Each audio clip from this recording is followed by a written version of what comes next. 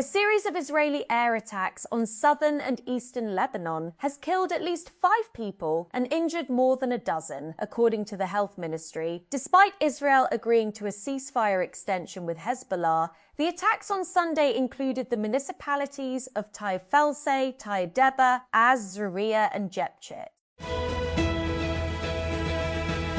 The United States President Donald Trump has reiterated his threats against Iran as negotiations to end the conflict between the two countries continue to flounder. In a Sunday morning post on his platform Truth Social, Trump warned that time was running short before a fresh wave of U.S. military action might be launched. Privacy will be a major theme when Apple unveils a new version of Siri at the Worldwide Developers Conference in June, according to Bloomberg's Mark Gurman. The Siri relaunch is widely seen as Apple's big chance to re-establish its relevance in artificial intelligence.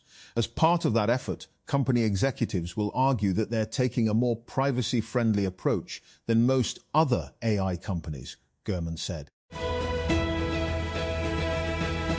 The government in the Mexican state of Puebla has confirmed the deaths of 10 people in an early morning shooting in the city of Tehuitzingo. On Sunday, the state government identified the victims as 6 men, 3 women and a minor, though no names were offered. It's a global health crisis, not a pandemic, but the World Health Organization is warning that the Ebola outbreak in the Democratic Republic of the Congo and neighboring Uganda could be much larger than what has been detected so far. Lawyers for Elon Musk and OpenAI made their closing arguments this week, and now it's up to jurors to decide whether OpenAI did anything wrong as it's transformed into a slightly more-for-profit organisation. But as Kirsten Korosek, Sean O'Kane, and I noted on the latest episode of TechCrunch's Equity podcast, a big theme in the trial's final days was whether OpenAI CEO Sam Altman is trustworthy. For example, Musk's attorney, Steve Molo, grilled Altman about whether statements he'd made during congressional testimony were truthful. Peruvian election authorities have confirmed that right-wing candidate Keiko Fujimori will face off against the left-wing Congress member Roberto Sanchez in the country's presidential runoff. Following a chaotic first round of voting, Peru's National Jury of Election on Sunday confirmed the results of the 17% of the vote, with Fujimori taking first place with 17% of the vote. She was followed by Sanchez with 12%. Quetta. The Balochistan government on Sunday imposed Section 144 across the province for a month. In a notification available with Dawn, the provincial government imposed a complete ban on gatherings of 5 or more than 5 persons, including sit-ins, processions or rallies throughout the province for 30 days, effective immediately. Prime Minister Shehbaz Sharif has termed Pakistan's emergence as a key mediator between the US and Iran as a shining moment in our history, crediting the political-military partnership for the change in the country's image internationally. The Premier made these remarks during an interview with the Sunday Times as Islamabad remained engaged in efforts for de-escalation between the US and Iran. Italy's Prime Minister Giorgia Meloni and President Sergio Mattarella have visited victims of car ramming and stabbing attacks on the main shopping street of the northern city of Modena at about 4:30 p.m. local time, 14:30 GMT on Saturday. A 31-year-old man identified as Salim El Kudri drove at high speed through the city centre, hitting more than a dozen people.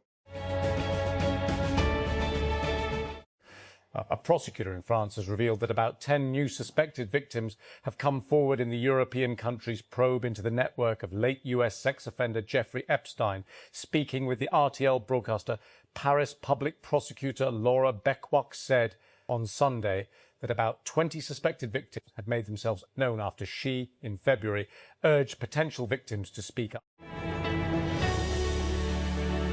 Pakistan expressed on Sunday utmost satisfaction over a supplemental award by the Permanent Court of Arbitration, PCA, that it said affirmed Islamabad's position of the Indus Waters Treaty, placing substantive limits on India's water control capability on Indus River system's western rivers. The decision pertained to maximum pondage, a technical term for the maximum volume of water that could be stored in a reservoir. In Indus Waters Treaty proceedings arising from design disputes concerning the Ratley hydroelectric plant and the Kishanganga hydroelectric project in occupied Kashmir, a statement issued by the Pakistan government said. Israeli attacks across the Gaza Strip have killed at least 5 Palestinians, including 3 in Deir el-Balah and others in Khan Yunis and Beit Lahia. Sunday's attack on the central city of Deir el-Balah targeted a community kitchen, and all 3 victims were charity workers, according to Al Jazeera's Hind Qudri, reporting from Gaza City.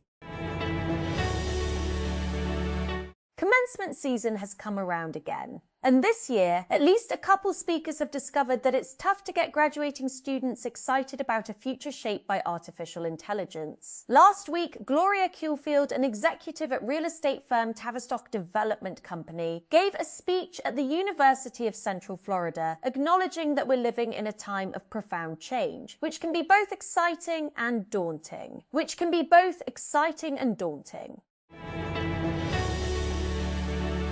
The Permanent Court of Arbitration, PCA, in The Hague has reaffirmed that the Indus Waters Treaty, IVWT, remains fully in force and cannot be put on hold or terminated by either Pakistan or India acting alone. In its latest decision, the tribunal upheld its earlier findings on the treaty's validity, stressing that the legal regime governing the Indus River system continues to apply to both countries.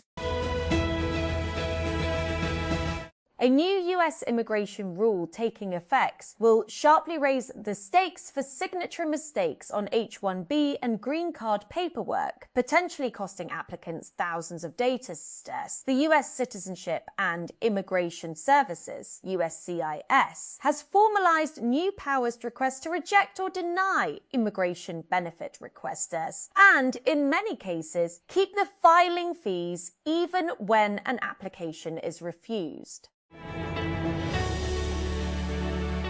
The District Administration of Islamabad has enforced fixed entry fees at all cattle markets ahead of Eid al-Adha, setting the rate at $4,000 for large animals and $3,000 for small animals. Officials said strict action is being taken against anyone traders more than the approved amount, while one person has already been arrested for overcharging a livestock seller. One of 4 Canadians who returned home from a cruise ship where there was a hantavirus outbreak received a presumptive positive test result for the virus. Canadian officials said Saturday. Results from the National Microbiology Lab in Winnipeg to confirm the case are expected to come over the weekend, said Dr. Bonnie Henry, the public health officer for the province of British Columbia.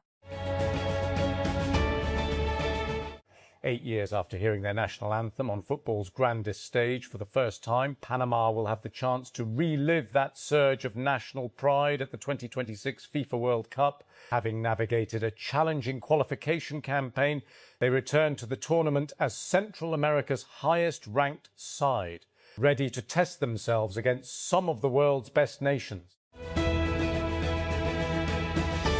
Taiwan's president says the island will not be pressured into giving up its democracy and sovereignty, days after the self-governing territory was one of the main points of discussion between China and the US. Taiwan will not provoke or escalate conflict, but it will also not relinquish its national sovereignty and dignity, or its democratic and free way of life, under pressure. William Lai Ching-te posted on social media on Sunday. New York City, USA, like clockwork each May, soon-to-be college graduates drift into New York City's Washington Square Park in caps and gowns, typically in purple, the school color of nearby New York University. A sea of mostly 20-somethings gather for photographs that mark the moment when the predictability of collegiate life comes to a close and new graduates face the uncertainty of what's next. Julie Pehel, who just finished a master's degree in public health, was one of those graduates. But a tight job market has dampened the joy of the graduation ceremony. Welcome back to TechCrunch Mobility, your central hub for news and insights on the future of transportation. To get this in your inbox, sign up here for free. Just click TechCrunch Mobility. There is a bit of a theme emerging in transportation and really every industry.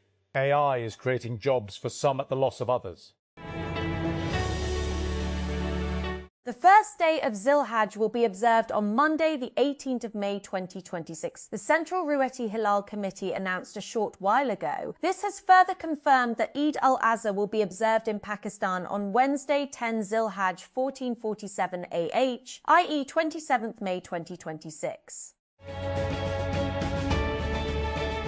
The capital city has launched the Women Enterprise Market in G11. M&A and Parliamentary Secretary Farah Naz Akbar inaugurated the facility in a ceremony that was organised by the Islamabad Women Chamber of Commerce and Industry in partnership with the Capital Development Authority, Metropolitan Corporation Islamabad and JazzCash. The Marketplace Initiative responds to stark gender disparities in Pakistan's business sector, where women constitute only 1% of entrepreneurs compared to 21% for men. The facility operates entirely on cashless transactions, designed to integrate female business owners into formal financial systems and enhance their digital literacy. The Ru'at-e-Hilal Committee announced on Sunday that the Zilhaj moon had been sighted and Eid al-Adha will be celebrated on May 27. The announcement came after the committee met earlier today in Karachi for the moon sighting, while meetings of zonal committees were also convened in Islamabad, Lahore, Quetta and Peshawar. Islamabad, the Directorate General of Immigration and Passports, DGIP, is set to introduce nationwide home delivery of passports and launch a chatbot to help applicants, Passports DG Muhammad Ali Randhawa told Dawn on Sunday. Applicants will soon have the option to get passports delivered to their doorsteps, he said, adding that discussions with a courier service company were underway for this purpose. Prime Minister Shehbaz Sharif held a phone call with his Qatari counterpart on Sunday and thanked the leadership of Qatar for its strong endorsement and support of Pakistan-led peace efforts. According to a statement shared by PM's spokesperson for foreign media, Mosharraf Zaidi on X, the Premier had a warm and cordial conversation with Qatar's Sheikh Mohammed bin Abdul Rahman bin Jassim Al Thani, and the two leaders exchanged views on the evolving regional and international situation. The son of Palestinian President Mahmoud Abbas has secured a seat on Fatah's highest leadership body as initial results emerged from the movement's first Congress in the occupied West Bank in a decade. The three-day 8th General Conference in Ramallah, which began on Thursday and finished on Sunday, came as Fatah faces existential challenges following Israel's genocidal war on Gaza.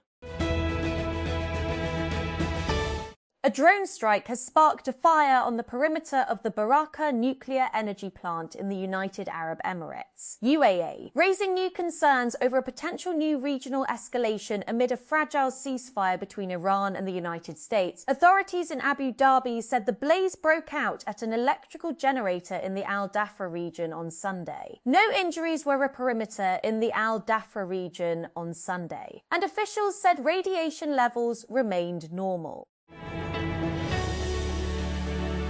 VR46 Racing's Fabio Di Gianantonio has claimed victory at the Catalan Grand Prix in extraordinary circumstances, taking the checkered flag after a race that was red-flagged twice due to multiple crashes.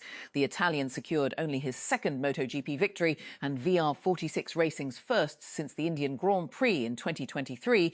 But Sunday's triumph was overshadowed by serious incidents that sent Alex Marquez and Johan Zarco to hospital.